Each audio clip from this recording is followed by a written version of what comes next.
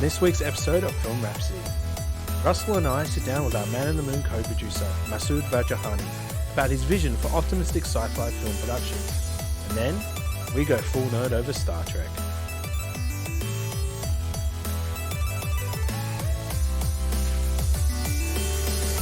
Well, Masoud, welcome to Film Rhapsody. Hello. Thank you for having me, guys. That's all right. I think it's been something that Russell and I have been wanting to do for a little while, is to actually bring you on and have a chat, because earlier this year we collaborated on a film that I'm really, really proud of called The Man in the Moon. Yep, I loved it too. And and so we wanted to sort of pick your brains a bit, try and get a sense of, there was a reason behind why we made that film the way we did, and that was a lot of it because of your love for optimistic sci-fi. Yes. And it kind of set us some sort of boundaries on where we wanted to work with in regards to making a sci-fi short film.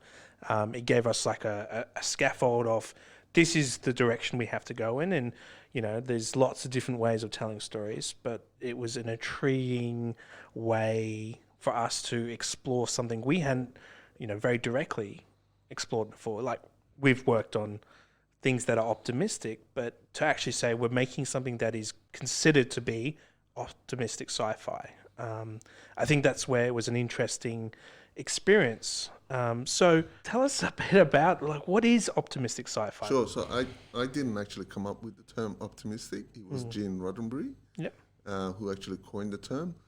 So he set out Star Trek to be an inspiring world future, where we've eliminated poverty, wars, and we're exploring the galaxy as one human family.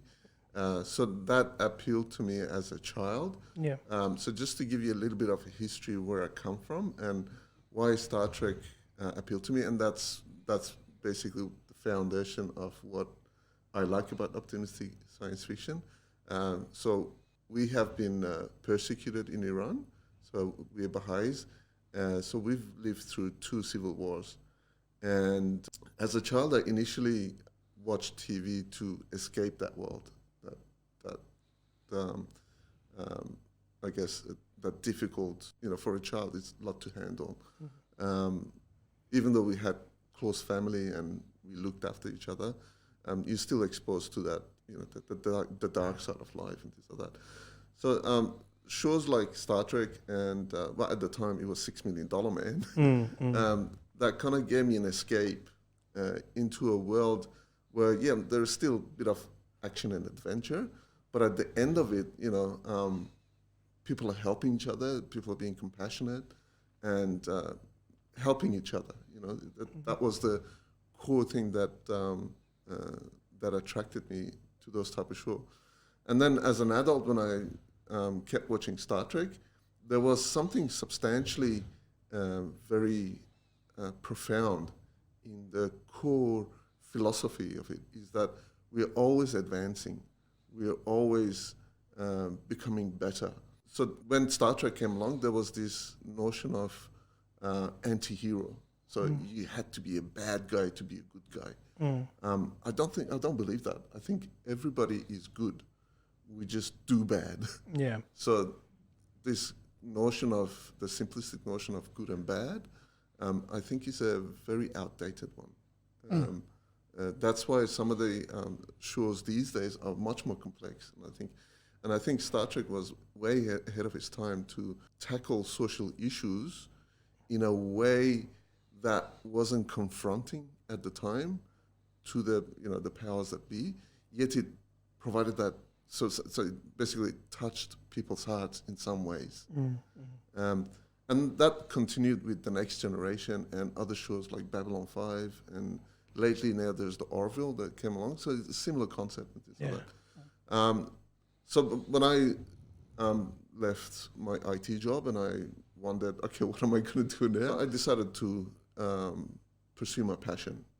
So I wanted to tell story. I wanted to make films. So I thought to myself, what kind of films do I want to make? And I want to make Star Trek. Films like Star Trek. So that evolved into, okay, what is Star Trek? And, so it's an optimistic science fiction. So portraying a world that's better than now. So Yeah, it's an interesting sort of connection, and I think there's why there's synergy here, because Russell's sort of writing journey started from Star Trek Yeah, as well. yeah. Back in the 90s, I found out about this open door policy they had for scripts. Yeah. So I thought, okay, I'll take a stab at writing a Star Trek episode for Voyager, because DS9 I think was wrapping up around that time. But that's kind of where it started for me. What is the thing that has to be in a film to ensure that it is optimistic sci-fi? Like, is there a criteria? So if I was to write a script about optimistic sci-fi, what is the things I need to ensure that will qualify it? like there's no barrier, but if the tone of the show is optimistic, like I'll give you an example. So you could come up with a story that says planet Earth has died and humans are surviving. If you turn that around and you go, there are refugees that are coming from another planet that's been destroyed and Earth is helping them, you're basically changing the tone from a negative aspect to a positive aspect. So it's something that's helping people, something that's improving. Like I said, this is only my point of view. I'm not necessarily right. Yeah. So I'm discovering things myself as well. So one of the things that I have at the moment is a writing contest. It's part of the SFC Films initiative that I'm trying to encourage people to write more Australian sci-fi. So there's 3 criteria that I have.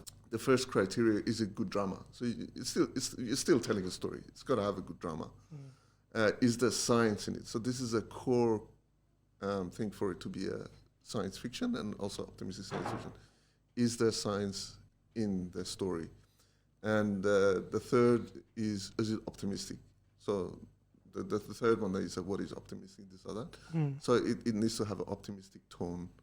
So what are some Hollywood films that don't meet that criteria? What are things that our listeners could identify with and go, for example, is Star Wars optimistic sci-fi? Okay, that's a tough question for me to answer because I love Star Wars as well. Yeah. Generally, I mean, when it started, so the first Star Wars, which was actually the 4th in the story, yeah. Was very much optimistic because the rebels achieved their outcome and, they were building a new world, and things like that. But they turned around and provided the same problem again and again over the story, which makes sense from a studio perspective because it's the type of story that attracted people, so they're trying to replicate. But from a story perspective itself, it's not going anywhere. They're continually fighting against an empire on an empire like. So we don't see the building of that optimistic world. So in the books, so there's an expanded universe of Star Wars that was done in the 90s. In the books, there's actually the New Republic, which they keep, so they still have challenges to overcome, but they keep building it up, and bringing more peace to more worlds and worlds and worlds. I thought that was very optimistic. What they came up with Force Awakens, I thought they were going back to the pessimism. Is the same true for the Terminator films? Terminator film is a funny one. Yes, I think it was pessimistic because it was saying, in the future. But it always sort of ends with a tinge of hope, I guess. Yeah, it does, especially with the later ones. They change in time, but the initial one was saying the time is set. You can't change it. So it was always pessimistic. The artificial intelligence would always, try and eliminate human beings. So that was always the concept of Terminator. But like in the second one, especially with the alternate ending, it was very much optimistic. Yeah. Because they said, yep, we've changed the timeline.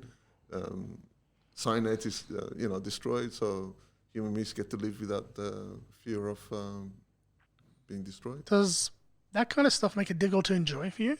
Not necessarily. I mean, these days I'm now forcing myself to watch pessimistic sci-fi or things that I normally don't watch, like horror and things like that, because as a filmmaker, I'm trying to learn. And I learn a lot from things that I don't like. But yeah, if I'm trying to go back to my childhood mindset and I'm go, okay, I just want something inspiring. Yep. My go-to things are things like Star Trek and Babylon 5 and Orville. So Yeah. those are the ones that give me hope. So this is the thing. I want hope, and those shows give me hope. Can you think of any shows or movies that on the surface would be pessimistic but ended up being very optimistic?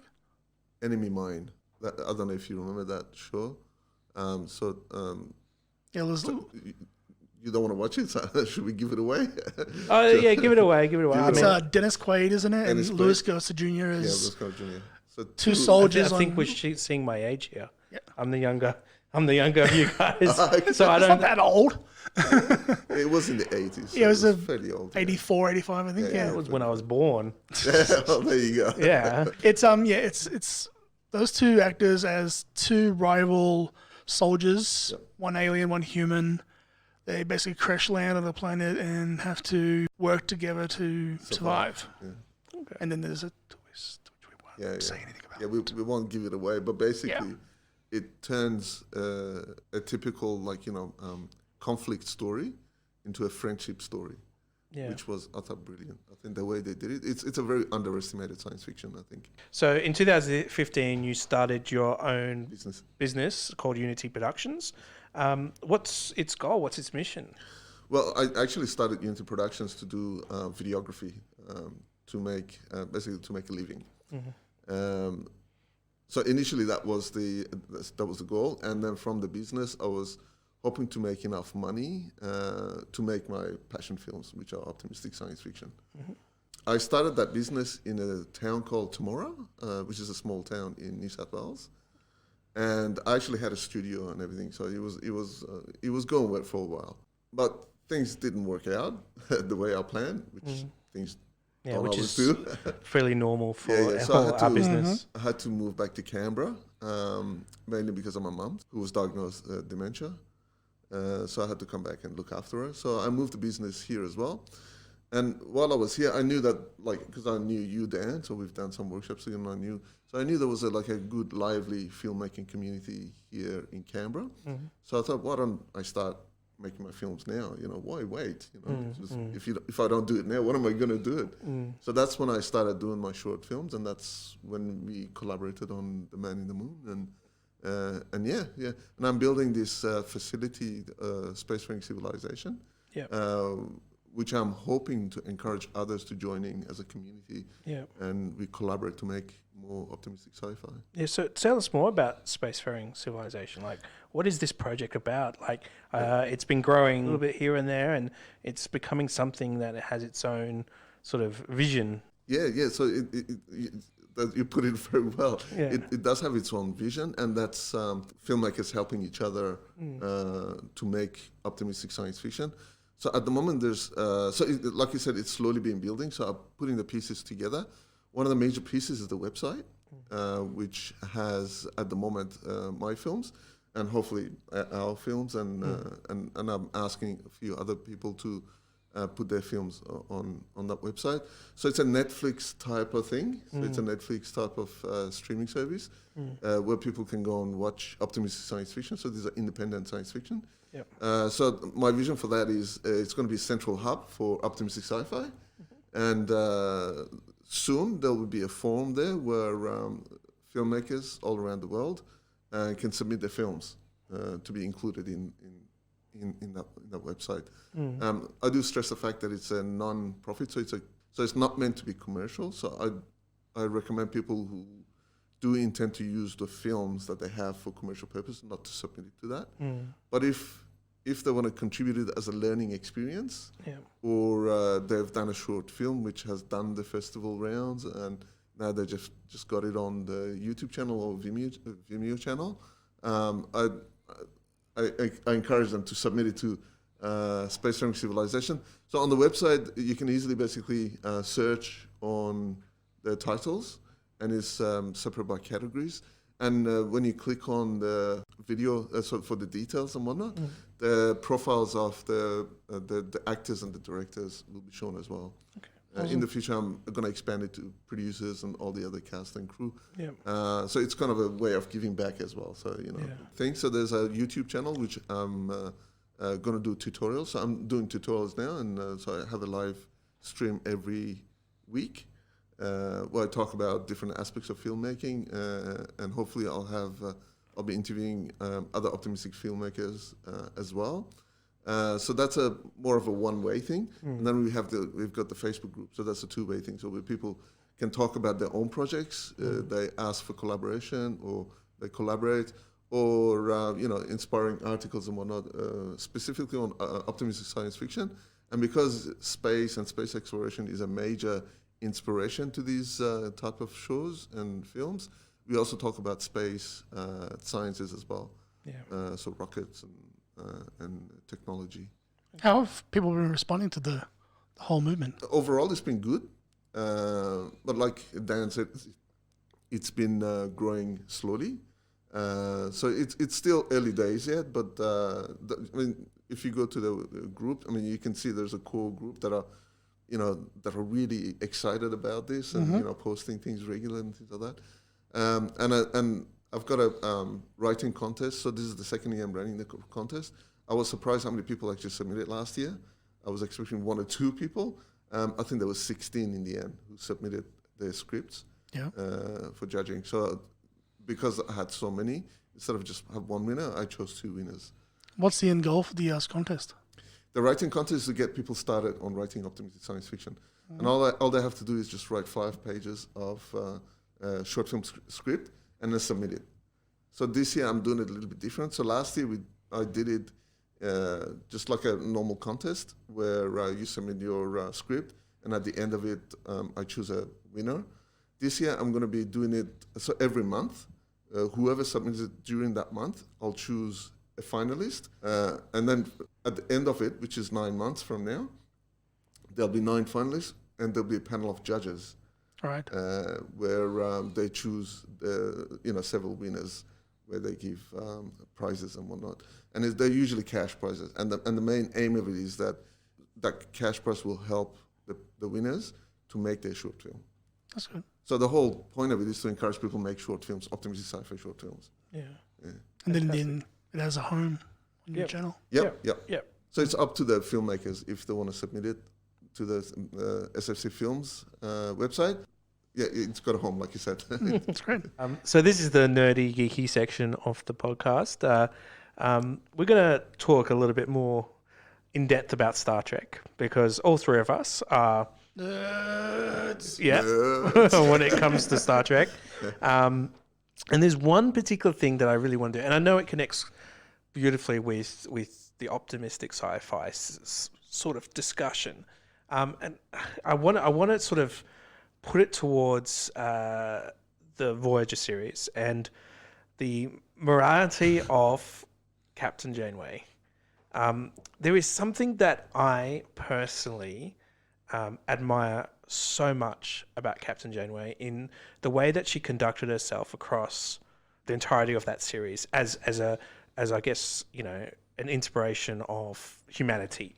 And I mean, for those who have zero idea what Star Trek Voyager is about, there is a starship that is lost in space. Yes, starship lost in space, and she is a captain who has to unite the people on her ship as well as, all the different sort of races she meets. And she dates holograms. Oh, and she dates a hologram too. Yeah, which we, if we got time, we can explore a little bit of that. The thing that is, like, everywhere she went, she was so determined not to start a fight, and she got into fights, but she always had to find, like, it was her stubbornness of, I have to find a diplomatic solution. What would you say? I mean, obviously that connects to the optimistic sci-fi that you're talking about. What are your thoughts on Janeway? What do you think could she have done anything different? Because, I mean, let's talk about it. Is Janeway the best Star Trek captain? I think she was. That's my personal opinion. Yeah. Cisco. The decisions that she made. Stop it, Russell. Yeah. But the decisions she made were very tough. Yeah. Stranding her own crew to save a species that she didn't know. Yep. I think that takes guts. Yep. So I think she's a brilliant captain. Yeah. and the intent, at least I don't think the initial intent was to make her a muscly, action flick chick, Yeah. Which in some episodes they tried to, but like the strength of Captain There was that Janeway- one episode, yeah. Yeah, there was one episode where they tried to make her The aliens episode where it's just like, okay, time to take the shirt off. Oh yeah, she did the whole Ripley thing around Yeah, the the ship. whole Ripley. Yeah. Yeah. But yeah, no, that her strength was basically head. She Yeah. was thinking with her head, brain, and obviously with her heart as well. She's the first captain, Star Trek captain that I know that hugged her own crew. No other captain in any of the other series hugged the crew. Yeah. Well, Kirk, but Think about that for a Well, second. Kirk. we can't didn't really talk about hug. that, Well, Kirk yeah. didn't hug. He did more than He a hug. hugged a few yeomans. Yeah, no, but you know what I mean. You know what I mean. It's more, No, I agree. comforting her crew Yeah. with a hug. You know. There was something like, I mean, obviously she was the mother. She was, Yep. but she embodied what I felt was what we strive for as humans. She, like, I know Russell has, he's mentioned it, that Cisco is the best. Cisco. And I don't disagree, but I disagree. Because there's something about Cisco that, That was a quick turnabout. well, I agree how good he is. Russell, you're not wrong, but you're wrong. Yeah, I agree that his ideals are strong, but He's Space Jesus. yeah, but that's where it loses me anyway. But yeah, Russell, tell me why Cisco is the best Star Trek captain. Because he won the Dominion War. And he started it, but no one's perfect. Yeah, Yeah. that's your argument. That's my whole argument. Yeah, come on, you can do better. He's Space Jesus. You can do So better. can we disagree with Russell? Of course. No, you can't. No, you can't. Not in the show. Well, thanks mean, for so coming this by. is- See you later. I mean, he is editing this, so he's he can cut editing. out all the good. But no, Don't cut this bit out. No. So I love Captain Cisco. This is the difference between Cisco and Janeway. Yep. Janeway never compromised the principles, whereas Cisco did agreed. several times. Agreed. I'm up to that part in the series right now. Yeah. He's had to. There was particularly during the Dominion War. Yep. There was a whole episode where he had to. Brilliant episode. It was one of my favorite, and he In the just pale moonlight. he had to analyze his own behavior as a war leader. Yeah. Basically, and Can I take the hit for the team? I for think I can live with it, yeah. Okay. Now I think about it, I guess the interesting thing is, would I love Cisco as much as I do if I didn't love DS9 as much as I love DS9? Because DS9 was just this wonderfully complex story of wonderful characters. A show that just sort of had to develop the characters. Where, Next Generation or Voyager can just fly off to another planet and this is why I agree with you as well, Russell, because what Told you I was right. what Deep Space Nine does do is that it just opens up so much diverse stories and questions and ideas, and to me, I mean, it's the first time Star Trek really dealt with the fact that the women in Starfleet, actually have stories and feelings, and they weren't just Kirk fodder, Well, they did that in TNG. Can we get a it was a struggle. I mean, come clarification? on. Did you say fodder? Yeah, fodder. Okay, Yeah, just checking. because that's kind of what they were. Which, look, I would argue as well. TNG didn't get it right. I mean, Beverly, great character, but she never really got a good Okay, storyline. let's talk about Next Generation for a second. Troy The amount of was- times we saw Riker's crotch. Yeah, well, yeah, and you can argue I have absolute adoration for Picard as I mean, but I think it's more Patrick Stewart love than it is Picard love. Yeah. I think that, and so Picard, the Frenchman, played by a Scottish actor with a British accent, Yeah, true. who works in space. I was thinking the same thing. Yeah. Why does a British guy? I mean, sorry. What is a French guy who's got a British accent? One thing I am kind of curious about when it comes to Star Trek is where there's a lot of, I guess, division now with like Star Trek Discovery and how it has changed. Does it still ring true to Gene Roddenberry's vision for you, the new series? Some parts of it, yes, but I think their attempt was to replicate what Marvel did with with their comics. Mm-hmm. So they tried to make Star Trek into an Kind of more of an badass. action adventure Yeah. type of thing, which at its core Star Trek wasn't. So Yep. and this is just my opinion, and I think they're kind of backtracking now with Picard. Mm-hmm. That's what I think. Yeah, that'd be very interesting series, I think. Yeah. So I think, but I think the core of it is still in Gene Roddenberry's vision. They just have a lot of pew, pew, pew, pew. Yep. Yeah, Yeah. which wasn't the core of Star Trek. Yes, it had those things as a what do you call it, as a kind of a candy Yep. to attract people, but the core message was always peace and unity. Yep. Which is what connects with me. What I've taken away from Voyager is that when we follow our convictions, when we stick to what we believe in, and that we know there are good concepts and good ideas, we will succeed. I think that's what I really got out of Voyager. Every time there was this thing that came in Janeway's path. She blew it up. Well, no, she didn't. That's the thing. She didn't. She With diplomacy. She found ways to say, no, this is not who we are. It doesn't matter what other people are or what they try to be or what they force upon us. She said, we have to follow no matter what, all the way to home. And that's, I think, where I feel most influenced by Janeway as a captain. Thoughts? Yeah, no, I totally agree. I mean, there are some episodes where that she does blow stuff up, but I think that's more of pressure from executives going, yeah, let's just blow stuff up, make it more interesting. But yeah, no, the writers did a good job with basically all the characters in Voyager. Even 7 of 9 was a really interesting character, but she grew into a really fascinating character. But yeah, no, you're absolutely right. The choices that she made, and this is very apparent with the episodes Equinox, where 2 ships from Starfleet going through the same experiences, but the different path they take. What a difference it was. One totally abandoned their principles and basically became, criminals. And the other, they stuck to their principles and they're much better off. Yeah. Yeah, so I think, yeah, absolutely, you nailed it on the head. Why didn't Captain Janeway ever promote Harry?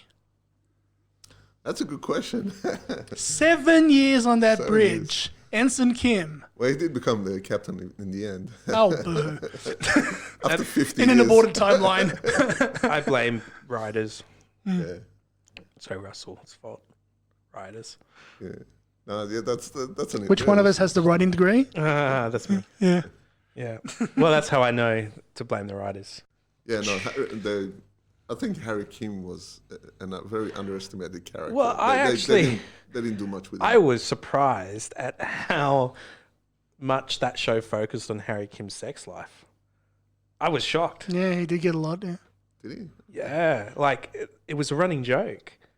He always. Oh, with the twin sisters. What about the entire race of women, Yeah. the entire planet of women Planet that of kidnapped women. Yeah, him that's right. because, he's good breeding stock. Yeah. Yeah, like I was just quite surprised by how he kept bringing it up, and Yeah. it was a running joke. It only kind of really connected Well- once you watched all of them back to back over a period of time that you went, oh my god. He was a clarinet player and one time at band camp. Thank you. But Thank you. talking seriously, I wonder how much of that is, I guess, industry's lack of capability to bring in diversity into their shows. So Harry Kim, I think, was he the second or the third Asian character in Star Trek? Well, I mean, if Second. he was technically third. Okay, so you got Sulu, Yeah. Yeah. and then you've got Miles O'Brien's wife, Keiko. Keiko, Keiko, and yeah. then Which were Kim. both actually minor parts. Yeah, Well, that's right. technically Yeah. fourth if you include the Whereas daughter as well. Harry Kim was a major. Yeah. Major character. You know what I believe happened with Kim, and and I think it's an interesting topic to sort of add as we're talking about producing and working in the industry and trying to trying to understand ourselves a bit. But when the ratings were dropping a bit in season 2 and 3, and they were talking about revitalizing the show, there was rumors that Harry Kim was going to get dropped from the show. They were going to kill him off. But then what happened was that the actor got nominated in the top 100 sexiest people in the world. Okay.